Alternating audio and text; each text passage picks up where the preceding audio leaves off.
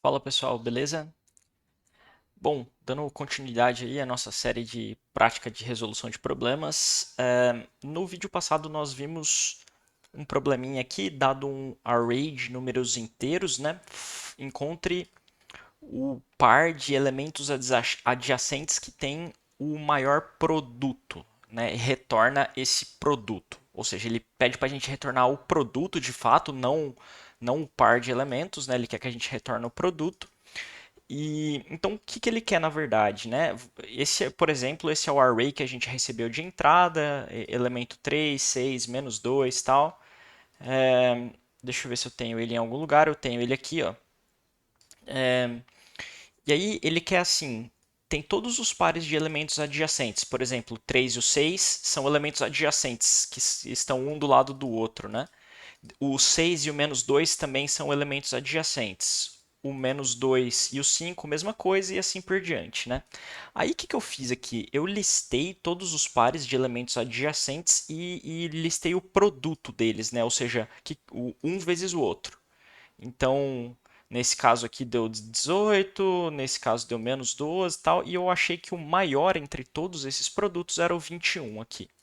Então, o algoritmo em si que eu usei foi o seguinte: vamos transformar essa lista aqui de entrada em uma lista de produtos aqui, né? Então, vamos supor, se esse aqui é o índice de elemento 0, esse aqui é o índice de elemento 1, eu vou fazer o índice de o elemento de índice 1 vezes o elemento de índice 0, o elemento de índice 2 vezes o elemento de índice 1 e assim por diante, né? Sempre vou fazendo isso aqui, ó. Então, o elemento do índice 1 vezes o índice do índice 0. O elemento no índice 2 vezes, aqui está um pouco errado, vezes o elemento no índice 1. Esse é o segundo elemento, tá? Então, eu vou transformar essa lista aqui de entrada nessa lista aqui que já tem os produtos, né? E vou aplicar uma função que encontra o máximo desse produto. Foi exatamente o que a gente fez aqui. E aqui eu usei um estilo um pouco funcional, né? Uma outra coisa que a gente poderia ter feito aqui, deixa eu terminar isso aqui. É, talvez essa sintaxe tenha confundido algumas pessoas, né? Vamos só dar uma separadinha. Por exemplo, a gente podia colocar assim: convert to list of products of adjacent elements, né? Então, a gente poderia colocar uma função que ela faz justamente aqui, ela converte para uma lista de produtos de elementos adjacentes. Exatamente o que está nesse código aqui, né? Só para deixar um pouco mais claro o que esse código está fazendo, né? Então, eu estou convertendo essa lista aqui numa lista de produtos, né, de elementos adjacentes. Então, isso é um bom uso de uma função, tá? Você encapsula uma partezinha de código, às vezes não é nem porque você está querendo reutilizar esse código aqui, é só porque você está querendo dar um nome melhor para o que está acontecendo, né? Então, pode ajudar algumas pessoas a diminuir um pouco a carga cognitiva, né? Então, a gente recebe como parâmetro aqui uma lista qualquer, né? Eu vou colocar aqui exatamente como está ali. Vou colocar mutable list. Não precisaria ser necessariamente mutable list, porque a gente não vai modificar essa lista, a gente vai criar uma nova a partir dela, né? E ela vai retornar aqui uma lista. Aí eu vou colocar aqui. Eu vou colocar tudo mutable list, mas de novo não precisaria ser. Isso aqui vai retornar essa parte aqui. Então, ao invés de input array, vamos botar list aqui, list e list. Então, o que essa função aqui faz?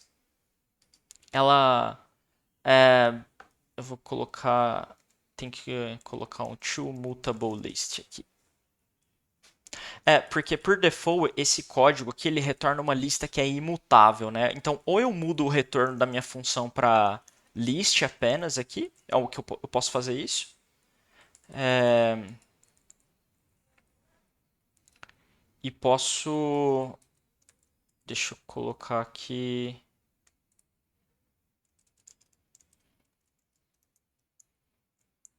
list, beleza, eu posso deixar assim, ou eu posso declarar aqui que é mutable list, só que aí eu tenho que converter essa lista resultante dessa função, porque quando o map ele passa, aí eu explico um pouco o que o map faz no vídeo anterior, né? Ele sai rodando aqui essa função, esse código que está aqui dentro para todos os elementos dessa coleção aqui.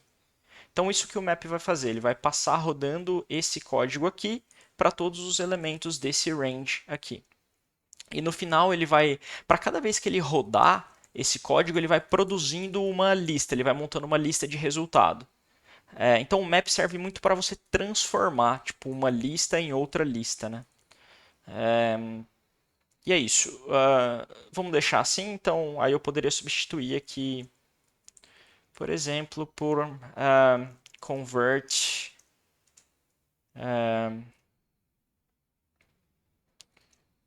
Vamos colocar assim.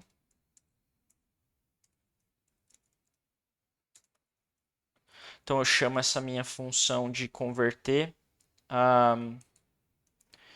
Eu preciso passar aqui para ela, né, Deixa eu ganhar um pouco mais de espaço aqui, né? Eu preciso passar aqui o input array,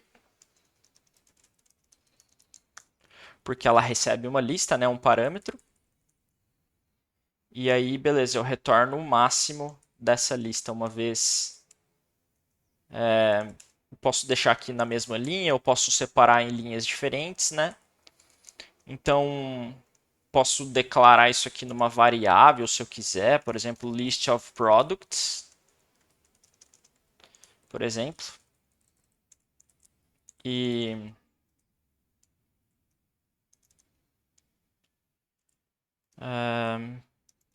input array, okay. List of products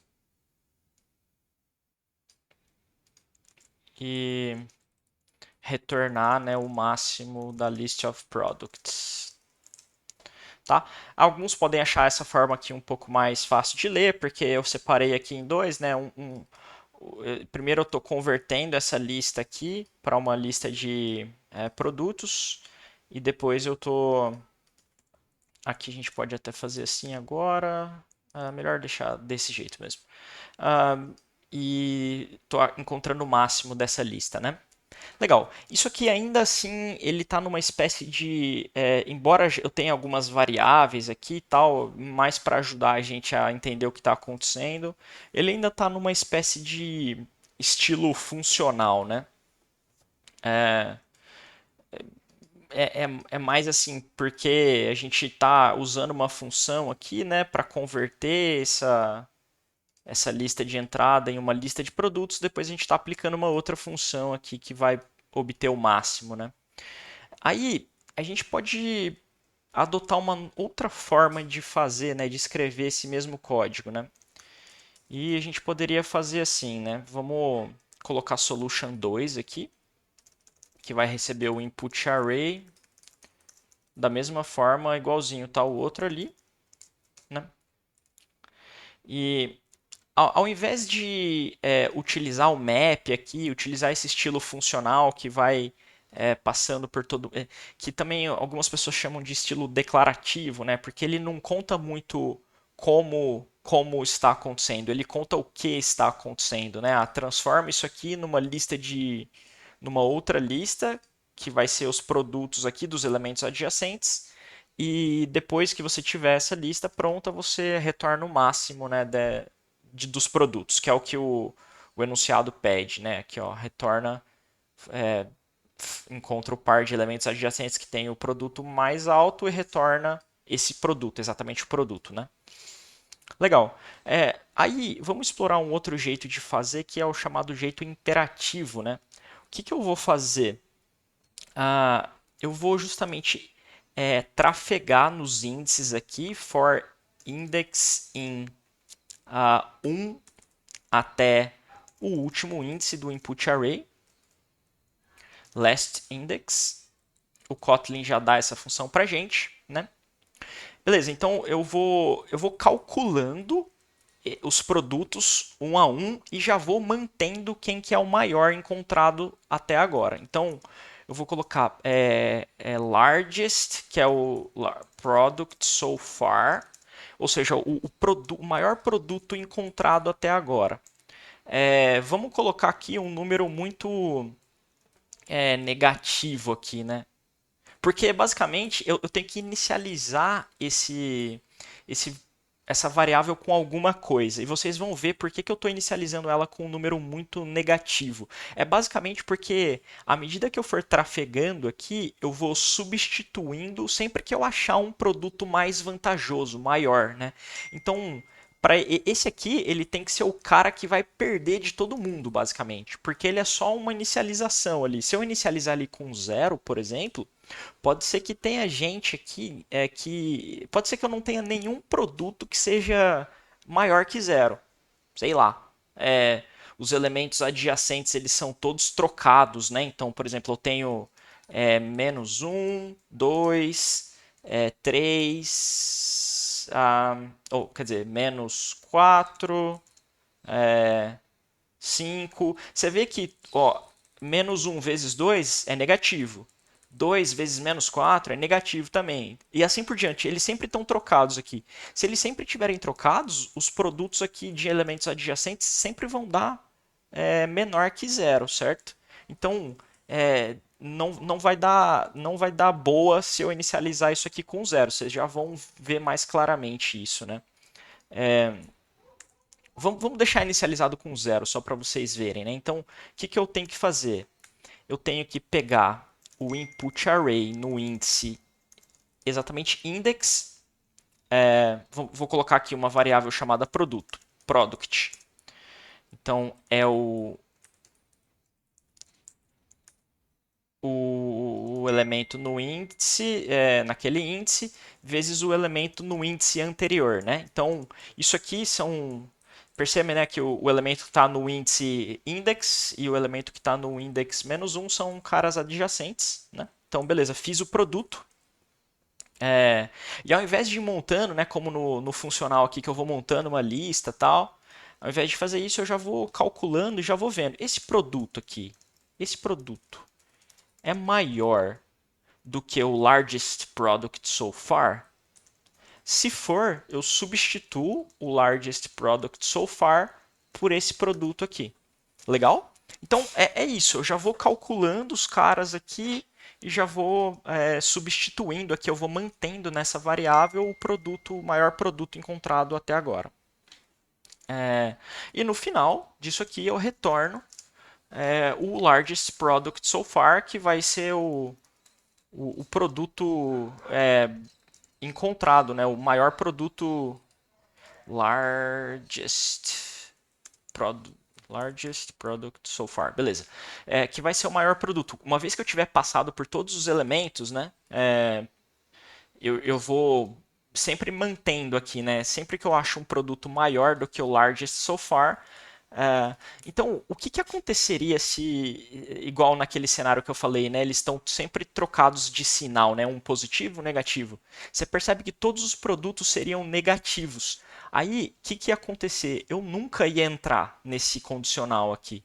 Basicamente, se eu inicializar com zero, o largest product, eu nunca vou entrar aqui dentro desse if aqui. Então, por isso que eu tenho que inicializar aqui com um cara que seja muito, muito negativo, para ele perder de qualquer produto que a gente calcular aqui. Beleza? Ah, vamos, vamos ver se tem um teste aqui que tem elementos sempre trocados. Não tem nenhum aqui específico. Um, dois. Esse aqui. Esse teste 8 aqui, ó. Se eu inicializar com zero aqui, o teste 8 eu tenho certeza que ele vai falhar. Porque o maior produto do teste 8 aqui menos 23 vezes 4, 4 vezes menos 3, menos 12. Beleza, eu acho que é isso aqui, ó, é menos 12 aqui, o maior, o melhor que a gente consegue fazer nesse exemplo é menos 12, exato. Né? E como eu declarei esse largest product so far como zero, ele nunca iria entrar aqui dentro desse if. Por quê? Porque eu nunca ia achar um produto que é maior que zero, porque eles são todos números negativos. Né? Espero que isso tenha ficado claro. Vamos até rodar aqui para vocês verem falhando. Na verdade, não vai falhar porque eu tenho que dar o nome correto aqui. Né? Vamos chamar isso aqui de solution 2 e esse aqui vamos chamar de solution, que vai ser o nosso novo algoritmo aqui. Tá? Beleza, agora vamos rodar. E aí a plataforma vai rodar esse código aqui. Opa, vamos. Ó, ele falhou exatamente aqui o teste 8. Ó, ele tem um símbolo aqui de falhou. O output que o seu algoritmo produziu é zero, né? E o que eu esperava é a menos 12. Então, tá claro aí que não dá certo inicializar com zero, justamente que aqui a gente tem que inicializar com um cara que é muito negativo, de forma que ele vai perder de qualquer produto que a gente calcular aqui, né? Beleza, então acho que é isso. É importante também se atentar aqui a. Ó, os números vão de menos 1000 até 1000, né? Então, basicamente, isso é importante, assim, né? O menor produto que a gente consegue obter é justamente se a gente multiplicar menos 1000 por 1000, né? Que é menos 1 milhão. E esse número aqui, int.minimum value, é menor do que menos 1 milhão, né? Esse número é bem negativo, ele é na casa dos bilhões negativos aí. Ah, legal. Então isso é importante. Senão, dependendo assim, se pudesse ser um cara aqui negativo na casa do min int aqui, isso aqui ainda poderia dar um probleminha. Mas beleza. Ah, legal. Vamos rodar de novo os testes aqui. Que agora a gente inicializou esse cara. Então, beleza, agora a gente passou em todos os testes. Vamos submeter aqui, só para ver se esse algoritmo também é correto. É, e aí a gente vai passar, só dar uma olhada, né, nos dois algoritmos para a gente comparar o estilo deles. Legal, passamos em todos os testes aqui, né? Então vamos olhar para o primeiro algoritmo, né? Ó, o primeiro algoritmo. Então é, converte essa lista aqui numa lista de produtos, né? Usando essa função aqui. E depois pega o máximo de todos esses produtos, né? Então é uma sintaxe, né, mais declarativa, assim, ó. Então aí essa é uma maneira da gente pensar. Outra maneira é a gente falar assim, ó, beleza, vamos manter uma variável aqui com o melhor produto encontrado e à medida que vamos iterando, vamos passando por essa lista aqui e à medida que a gente for encontrando um produto melhor do que o que a gente já viu até agora, a gente substitui. Legal? E no final a gente vai ter o vencedor de todos aqui, o produto que foi maior de todos, né? Sempre a gente está testando, né? A gente não está pulando nenhum par aqui, nenhum par de produto de elementos adjacentes, né? Então a gente está fazendo o índice 1 com o 0, depois o índice 2 com o índice 1, depois o índice 3 com o índice 2, testando todos eles, calculando todos os produtos e vendo aquele que ganhou, né, ele vai ganhar o campeonatinho aqui do IF, digamos. Então, é isso. Essa é a maneira imperativa, né, que a gente chama, uma maneira que você consegue enxergar passo a passo o que está acontecendo, mas quando você olha, é um pouco assim, você tem que de fato entender um pouco, entrar a fundo ali para ver o que está sendo feito, ao passo que nessa sintaxe aqui, né, converte uma lista de produtos para uma lista de elementos adjacentes. Aí eu só resolvi colocar o nome dessa função aqui mais empacotar aqui num nome, porque algumas pessoas podem ficar um pouco confusas com essa sintaxe, né? E beleza, de dentre todos esses produtos, retorna o maior deles usando essa função max aqui. Beleza? Então, assim, são algoritmos equivalentes, tá? Em termos de tempo. Esse algoritmo aqui, ele, você vê que ele não aloca nenhuma lista adicional. Já esse algoritmo, essa função aqui, ela de fato aloca uma lista adicional. Então esse cara aqui é um pouco menos eficiente em termos de espaço, porque para fazer essa lista aqui, ele vai gastar aqui, vai ter que criar uma nova lista, então, digamos, ele gasta mais memória do que esse aqui, que não, ele ia criar apenas uma variável aqui, uma variável inteira que não depende do número de elementos nessa lista, e ele vai substituindo sempre, cria uma outra variávelzinha aqui dentro, mas beleza, duas variáveis é bem melhor do que você criar uma lista inteira do tamanho do input. Em termos de tempo não vai fazer tanta diferença assim, mas em termos de espaço esse aqui gasta um pouco mais, beleza? E assim, ele tem uma sintaxe mais declarativa, mais funcional. Algumas pessoas preferem dessa forma, outras pessoas vão preferir um código mais assim, que enfim, novamente, não tem muito certo ou errado. Você vai discutir com seus pares no seu trabalho aquilo que o seu time é mais acostumado a fazer. Esse algoritmo, ele tem, você vê que ele declara um valor e ele vai modificando esse valor aqui, né? Ele vai substituindo o valor. Então entra alguma coisa em debate, por exemplo, mutabilidade versus imutabilidade.